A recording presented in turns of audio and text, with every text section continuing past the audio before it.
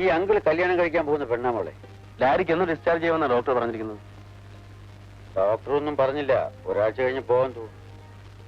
നിനക്ക് ക്ഷണിക്കേണ്ടവരെയൊക്കെ നീ നേരിട്ട് എഴുതി വിളിച്ചോ. നമ്മുടെ ബന്ധുക്കളെയൊക്കെ നീ നേരിട്ട് പോയി വിളിക്കണം. എനിക്ക് അറിയിക്കാനുള്ളവരെ ഞാൻ വിനയനെ കൊണ്ട് എഴുതിച്ചറിയിച്ചോളാം.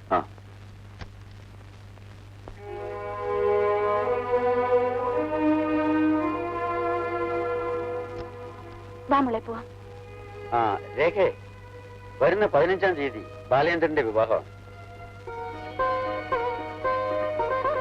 ബാലേന്ദ്ര, ആദ്യത്തെ ഇൻവിറ്റേഷൻ രേഖയ്ക്ക് എഴുതി കൊടുക്കുക.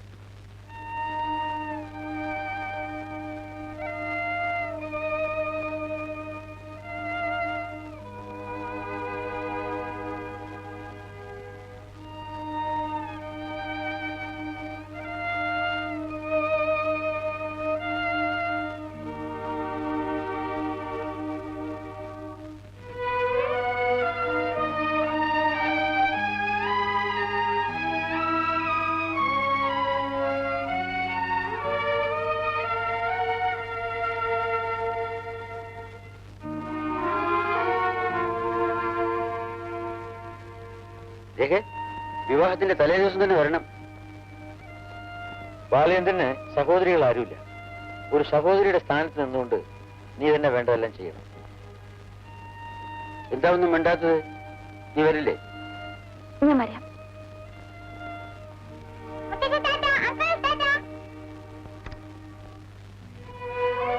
പൂവർക്ക് വിവാഹം കഴിഞ്ഞ് 1 വർഷം തികയുന്നതിന് മുമ്പ് വൈധവ്യം അനുഭവിക്കേണ്ടി വരും.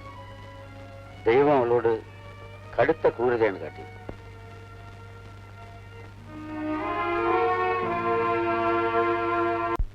എനിക്കിനി 2 മണിക്കൂറുടെ ഓവർ ടൈം ഉണ്ട്. അത് കഴിഞ്ഞ് ഞാൻ വന്നേക്കാം. രേഖേ, എനിക്ക് രേഖയോട് ചില കാര്യങ്ങൾ സംസാരിക്കാനുണ്ട്. മോളെ പൊയ്ക്കോ, മമ്മി വന്നേക്കാം.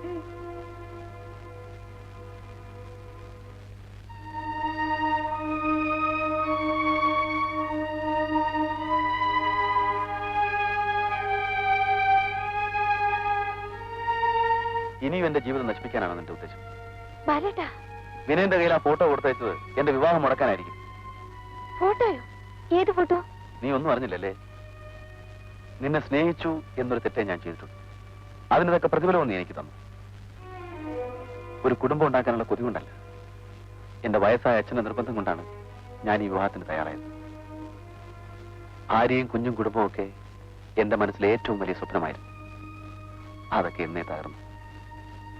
വീണ്ടും ഒരിക്കൽ തമ്മിൽ കാണരുതെന്ന് ആഗ്രഹിച്ചവനാണ് ഞാൻ. ഞാൻ അനുഭവിച്ചുകൊണ്ടിരിക്കുന്ന വേദന ബാലേട്ടന് അറിയില്ല, ആർക്കും അറിയില്ല. ഒരേ സമയം ഒന്നിലേറെ പേരെ ഹൃദയത്തിൽ പ്രതിഷ്ഠിക്കാനുള്ള അനുഗ്രഹവും അവസരങ്ങൾക്കൊത്ത് അവയെ മാറ്റി പ്രതിഷ്ഠിക്കാനുള്ള വരവും ഈശ്വരൻ സ്ത്രീകൾക്ക് തന്നിട്ടുണ്ട്. ബാലേട്ടൻ എന്നെ എന്ത് വേണമെങ്കിലും പറഞ്ഞോളൂ, കേൾക്കാൻ ഞാൻ വിധിക്കപ്പെട്ടവളാ. ബാലേട്ടൻ എല്ലാ നന്മകളും ഉണ്ടാവാൻ ആഗ്രഹിച്ചവളാണ് ഞാൻ. ബാലേട്ടൻ കല്യാണം കഴിച്ച് സുഖമായി ജീവിക്കണം.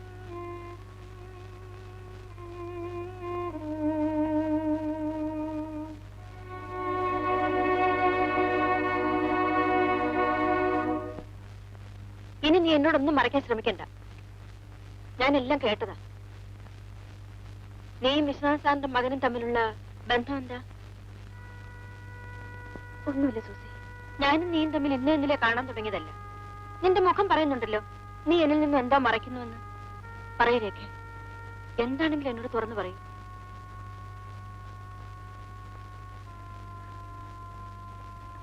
നിനക്ക് എന്നോട് ഇത്രമാത്രം അകൽച്ചയുണ്ടെന്ന് എനിക്കിപ്പോഴാ മനസ്സിലായത്. രേഖ, നിന്റെ സ്വകാര്യ ദുഃഖങ്ങൾ എന്നെക്കാൾ എത്രയോ ഉയരത്തിലാണെന്ന് എനിക്കിപ്പോ മനസ്സിലായി. വേണ്ട രേഖ, നീ ഒന്നും പറയണ്ട. സൂസി,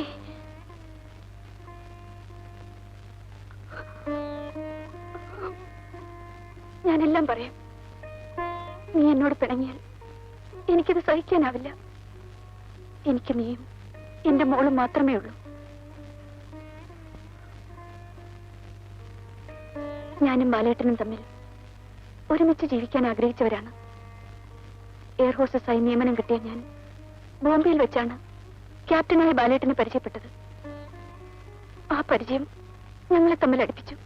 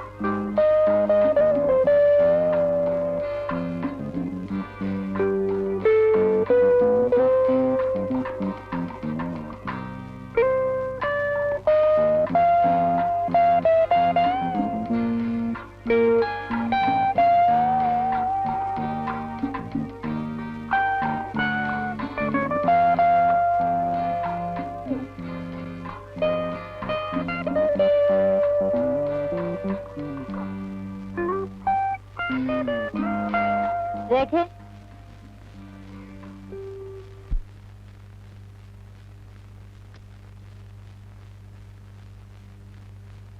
ആ ബാലു, ഞാനൊന്ന് കുളിച്ചിട്ട് വരാം. എനിക്ക് എന്റെ കസിന്റെ വീട് വരെ ഒന്ന് പോണം.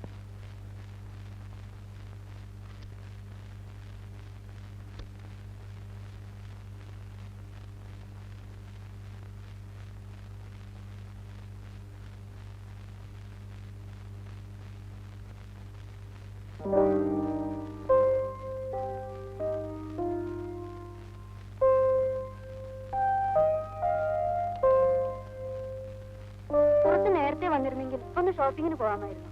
1-2 കൂട്ടം സാധനങ്ങൾ വാങ്ങണമെന്ന് വിചാരിച്ചതാ. അപ്പോഴേ സാറ് ഇവിടെയെങ്കിലും അല്ലേ? നമ്മളിപ്പോഴല്ലേ ആകാശത്ത് നിന്ന് ഇങ്ങോട്ട് പോകുന്നത്. കുറച്ചു നേരമെങ്കിലും ഭൂമിയിൽ നിന്നൂടെ? പാർട്ടി തൊട്ടടുത്ത മുറി തന്നെ ഉണ്ടല്ലോ. ഒന്ന് പോടി.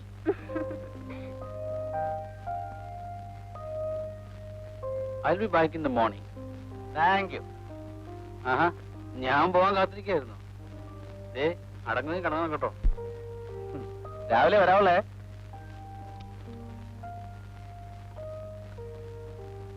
പോയോ? I am sorry. Get me room number 79.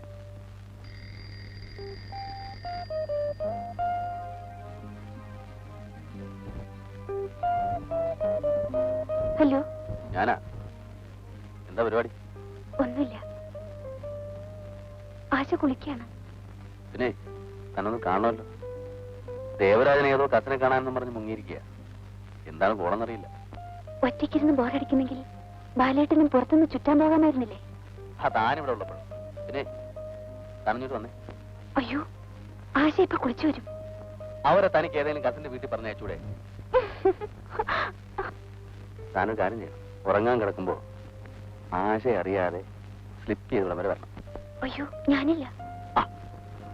എടോ, കുറച്ചേരം സംസാരിച്ചിരിക്കാവടോ. ആശ അറിഞ്ഞാൽ? ഓ, ആ പാർട്ടി ഒരു 3-4 ഒളിമ്പിക്സ് കഴിഞ്ഞതല്ലേ. ആശ ഉറക്കം പിടിച്ച് കഴിയുമ്പോ താൻ പതുക്കെ വിളിച്ച് പോരാ. ആശ കുളി കഴിഞ്ഞ് വരുന്നുണ്ട്. ഞാൻ കാത്തിരിക്കും. വെറുതെ എന്നെ കൊണ്ട് ഉറക്കളപ്പിക്കരുത്.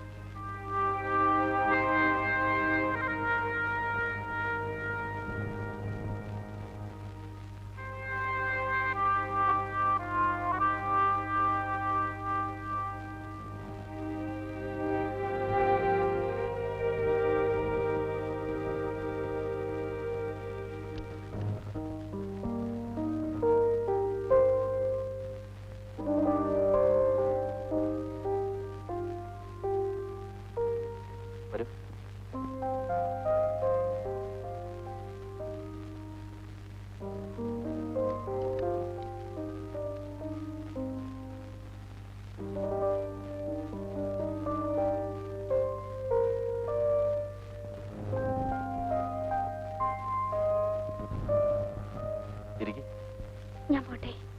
ഇത്ര പെട്ടെന്ന് പോകാനാണ് പിന്നെ താനെന്തിനാ ഇങ്ങോട്ട് വന്നത്? ഇരിക്ക്.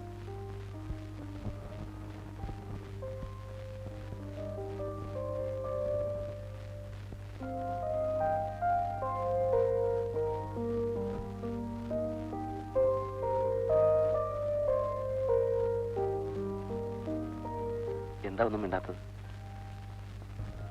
എനിക്ക്